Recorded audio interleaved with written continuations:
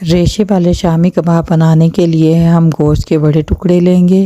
इसमें प्याज, चॉप लहसुन, साबुत मिर्चें और पूरा गरम मसाला डालेंगे, ज़ीरा, दालचीनी, काली मिर्च और लौंग। अब इसमें चने की दाल डालेंगे। उसके बाद नमक और पानी डालकर बेट लगा देंगे। ये देखें, गलने के बाद रेशे अलग अलग हो रहे हैं। बस अब हम गोश्त को दम की आंच पर रख देंगे तवा रखकर, ताकि इसका पानी बिल्कुल खुश्क हो जाए। फिर लकड़ी के घोंटने से रेशे अलग कर लेंगे।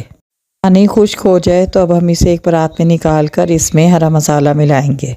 चॉप की हुई प्याज, हरा धनिया, पुदीना, अदरक, हरी मिर्चें और एक अंडा मिलाकर इसको अच्छी तरह मिक्स कर लेंगे। इसके बाद इसकी टिक्कियाँ बनाकर तल लेंगे। ये रेशे वाले शामी कबाब तैयार हैं। आसानी से कम ऑयल में बग़ैर अंडा फ्राई हो सकते हैं।